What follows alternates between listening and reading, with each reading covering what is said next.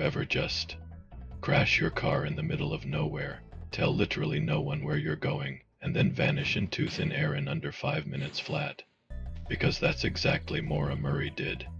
And no, this isn't a joke. It's one of the most confusing, frustrating, and iceberg-deep disappearances to date.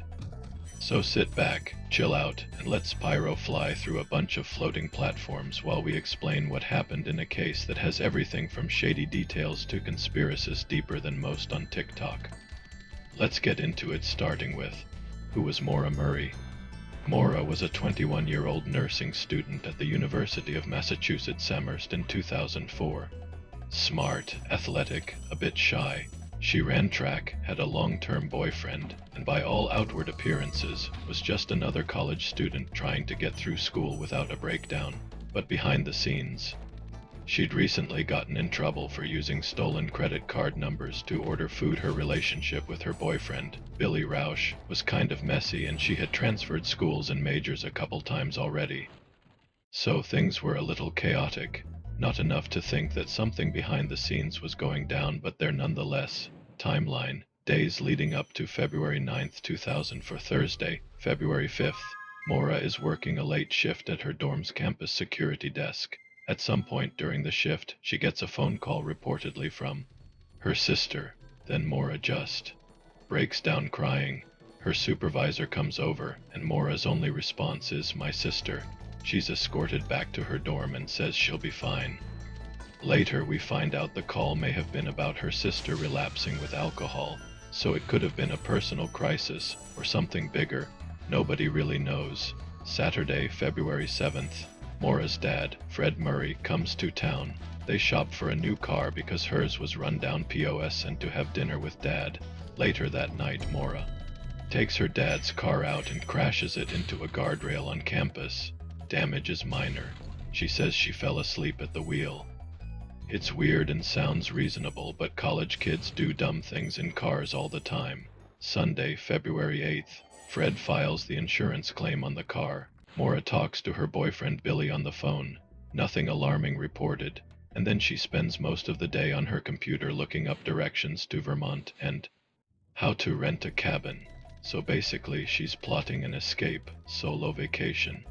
Emotional breakdown road trip. Nobody knows, but it's starting to look a little weird now. The day of February 9th, 2004 morning. Maura emails her professors saying she'll be out for a week due to a death in the family. There was no death. She made this up to get out of class to do something. She also emails her boyfriend, "I love you more, stud. I got your messages, but honestly I didn't feel like talking too much of anyone. I promised to call today though." She withdraws about $280 from an ATM. Then she stops at a liquor store and buys about $40 worth of alcohol. That's it. There was no other spending spree. She gets in her POS Saturn and hits the road heading north, probably towards Vermont. 7:27 p.m. crash in Woodsville, New Hampshire. A resident calls 911 saying a car crashed on Route 112. Maura's Saturn had gone off the road into a snowbank. Second time she's in a ditch. Now things are starting to be too similar. A nearby school bus driver, Butch Atwood, stops and offers help. Maura declines. She says she already called AAA. She could not have, by the way, due to there being no signal. Butch drives home and calls 911 anyway. By the time police arrive at 7:46 p.m., less than 20 minutes later, Maura is gone. Nowhere to be seen, heard, or found. The car is locked. Her bags, alcohol, and maps are still inside. No blood, no footprints in the snow. Zero evidence of foul play. Search dogs later lose her scent down the road like she got picked up by a passing car. The investigation begins. Police start searching almost immediately. There's no sign of struggle, no evidence she was injured. It's like she just teleported. A rag is found stuffed in the POS Saturn's tailpipe. Fred says he taught her that trick to keep a car running if the muffler's bad. Others think it looks too weird and out of place. The area is searched with helicopters, dogs, infrared tech. Nothing. There is no explanation. And then things get weird. The internet obsession begins. As the media picks up the case, amateur sleuths and early internet forums start digging to find justice for this young woman. A now infamous website, MauraMurrayMissing.org, becomes a hub for theories, breakdowns, and arguments about what occurred that night. People analyze every frame of the timeline, every phone record, every bottle of alcohol in her car, anything and everything that could lead to something. Some even accuse her family of covering something up. Her dad was the one that was helping and whose car first ended up in a ditch. It becomes one of the first ever true crime internet rabbit holes. The main theory's one. She ran away on purpose. She was stressed from school life and whatever else and drove her to just disappear. This theory says she faked her crash and hitched a ride to start over. Problem: no one's seen her in 20 years. No credit cards, no calls, nothing. 2. She was picked up by a killer. Someone saw the crash, scooped her up, and did what their sick mind wanted and made her disappear. But there were only a few cars on that road at that time, and no witnesses saw anyone stop. 3.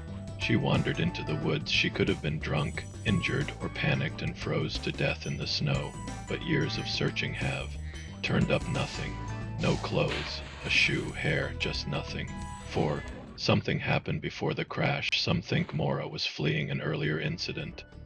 There's talk of another crash near her dorm that wasn't reported, or maybe she feared getting in trouble again and panicked. The unanswered questions and red flags. Why didn't she tell anyone where she was going? Strange for someone so young to just dip. Who was she planning to meet, if anyone? Was she trying to have a vacation with her boyfriend? Why bring alcohol but no winter gear? Going north and having no winter weather supplies means there was no planning and was not premeditated. Why was her behavior so erratic in the days before? She was in emotional distress within days of her disappearance. Did someone else drive her car and crash it on purpose? Still is strange to wind up in a ditch within a week of doing it once already. Where things stand now, 2024, Fred Murray, her dad, has never stopped searching.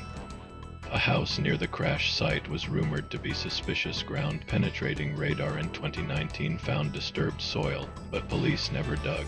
Of course, they overlooked a reasonable answer to a possible crime.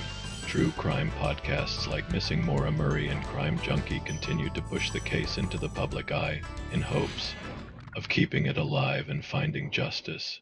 Her case remains unsolved, but she's still officially listed as still missing. There is still hope out there. Some missing person cases feel solvable. This one feels like staring into a foggy mirror and asking who, what, where, and how. Maura Murray walked away from a wrecked car with a box of Francia and a head full of secrets, and the world hasn't seen her since. Where did she go? Whether she's somewhere out there starting over or something far darker happened, one thing's for sure: people don't just vanish. But Maura Murray did just that. And until we know what happened, the internet's gonna keep coasting just like Spyro looking for a gem and to restore what once was.